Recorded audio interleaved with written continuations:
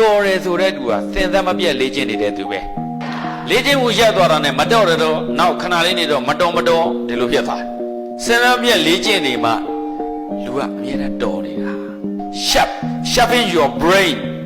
မင်းတို့အုံနောက်တွေကိုအမြဲတမ်းသွေးနေရမင်းတို့ရဲ့အလေ့ကျင့်ကောင်းတယ်အမြဲထက်မြက်နေအောင်ဓာသွေးတယ်လို့သွေးနေရအဲ့ဒါအရေးကြီးတယ်အောင်မင်းတဲ့ဘဝရောက်ဖို့ဘယ်ချိန်တည်းပြင်ဆင်ရဥအောင်တို့လည်းပြောမှာပေါ့ကွာမင်းတို့ကွင်းရတဲ့ဘဝကခုနကမှစိုင်းဦးလေးကျ1984ဥအောင်ကွင်းရအောင်ကွင်းရဆိုငါမွေးတဲ့နေ့သူကွင်းရရောက်နေအခုသူတစ်ထေးဖြစ်နေအခုကမင်းတို့ကွင်းရရောက်ခိုင်းမရောက်ချင်ဘူး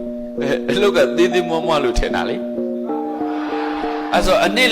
40ကွင်းရောက်တဲ့အချိန်ကနေနှစ်40မှာဥအောင်ဆိုပြီးဒီနေ့အောင်သမားလေးဆိုပြီးဖြစ်လာလွယ်လေးတိဆောက်တာ40ကျော်ခကြီးတော့သူပြောပြပါလိမ့်မယ်ဘလောက်ပြဿနာအခက်ခဲကြက်တဲ့တွေနဲ့မုံကြက်ဖိဖိစီစီနဲ့ဘလောက်ခံခဲ့ရပြီလဲဆိုသူပြောလိမ့်မယ်ဒါတွေမင်းတို့ကြားနေရမှာကောင်းမြတ်တဲ့ဘဝဆိုတာအချိန်တွေစိုးတွေမှာကြိုတင်ပြင်ဆင်